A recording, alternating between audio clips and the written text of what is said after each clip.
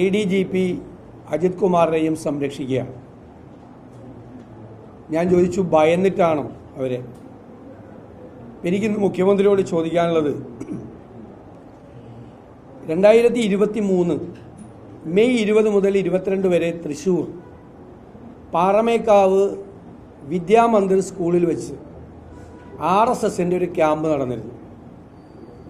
ആ RSSൻ്റെ ക്യാമ്പിൽ അവരുടെ ജനറൽ സെക്രട്ടറി ദത്താത്രേയ ഹൊസബള പങ്കെടുത്തിരുന്നു. ആ RSS ജനറൽ സെക്രട്ടറിയെ കാണാൻ മുഖ്യമന്ത്രി ഈ ADGP ലോ ആൻഡ് ഓർഡറിൻ്റെ ചുമതലയുള്ള അജിത് കുമാറിനെ പറഞ്ഞയച്ചിരുന്നു. അതാണ് ചോദ്യം. 2023 മെയ് 20 മുതൽ 22 വരെ പാറമേക്കാവ് വിദ്യാമന്ദിർ ഹാളിൽ വെച്ച് നടന്ന പരിപാടി RSS ജനറൽ സെക്രട്ടറി കാണാൻ, അതായത് ഹോട്ടൽ ഹയാത്തിൽ സ്വന്തം ഔദ്യോഗിക വാഹനം ഇട്ടിട്ട് മറ്റൊരു സ്വകാര്യ കാറിലാണ് ഈ ADGP ഇദ്ദേഹത്തെ കാണാൻ പോയത്, ദത്താത്രേയ ഹൊസബളയെ കാണാൻ പോയത്. 1 മണിക്കൂർ അവർ തമ്മിൽ സംസാരിച്ചു.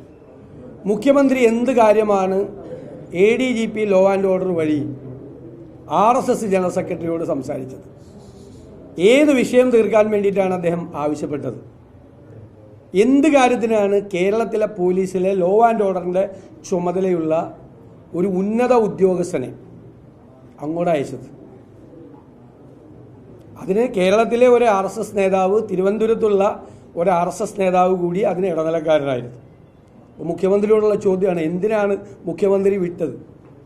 ആ ബന്ധമാണ് തൃശ്ശൂരിൽ പിന്നീട് തുടർന്നത്. ഇപ്പം തൃശ്ശൂർ പൂരം കലക്കിയെന്നുള്ള BJPയെ ജയിപ്പിക്കാൻ തൃശ്ശൂർ പൂരം പോലീസ് കലക്കിയെന്നുള്ള ഗുരുതരമായ ആരോപണം വന്നു. അപ്പം എന്തായിരുന്നു പ്രതിരോധം ഇടതുപക്ഷത്തിൻ്റെ? തൃശ്ശൂരിലെ പോലീസ് കമ്മീഷണർ അഴിഞ്ഞാടിയത് എപ്പോൾ മുതല? രാവിലെ 11 മണി മുതൽ പിറ്റേ ദിവസം 7 മണി വരെ അഴിഞ്ഞാടുകയാണ് ഒരു ഉദ്യോഗസ്ഥൻ. ഈ കമ്മീഷണർ അദ്ദേഹത്തിനെതിരെ നടപടിയെടുത്തു, തൃശ്ശൂർ പൂരം കലക്കിയത്. ഈ കമ്മീഷണർ അഴിഞ്ഞാടുമ്പോൾ തൃശ്ശൂരിൽ അതിൻ്റെ മീതെയുള്ള ഉദ്യോഗസ്ഥൻ ഈ ADGP അജിത് കുമാർ തൃശ്ശൂരിലുണ്ടായിരുന്നല്ലോ. എന്നിട്ട് എന്തേ ഇടപെട്ടില്ല? ഒരു കമ്മീഷണർ അഴിഞ്ഞാടുമ്പോൾ അതിൻ്റെ മീതെയുള്ള ഉദ്യോഗസ്ഥന്മാർ, പ്രത്യേകിച്ച് തൃശ്ശൂർ പൂരം പോലുള്ള പരിപാടിയിൽ DGP മുതൽ ഇടപെടും.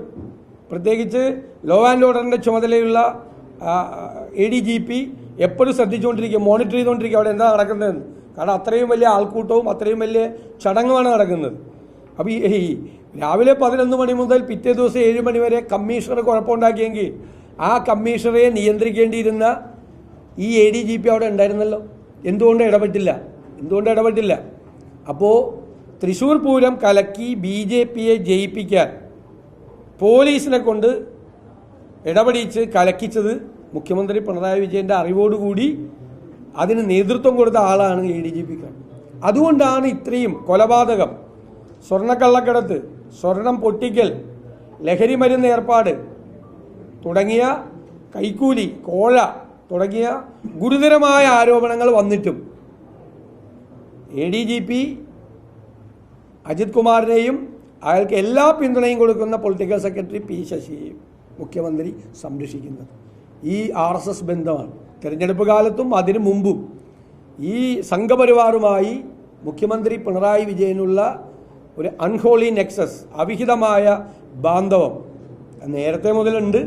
അതൊന്നുകൂടി വ്യക്തമായിരിക്കുകയാണ്. തൃശ്ശൂരിൽ BJPയെ ജയിപ്പിക്കാൻ മുഖ്യമന്ത്രി അറിഞ്ഞുകൊണ്ടാണ് ഇതെല്ലാം ചെയ്തത്, വ്യക്തമായിരിക്കുകയാണ്. ഇത് പറയട്ടെ മുഖ്യമന്ത്രി അറിഞ്ഞില്ലെന്നോ, മുഖ്യമന്ത്രി ഇയാളെ പറഞ്ഞയച്ചില്ലെന്നോ പറയട്ടെ, ഇയാൾ പോയിട്ടില്ല എന്ന് പറയട്ടെ. CCTV ക്യാമറയിലുള്ള ദൃശ്യങ്ങളൊക്കെ ഉണ്ട്, അത് പരിശോധിച്ചാൽ മനസ്സിലാവും പോയിട്ടുണ്ടെന്ന്.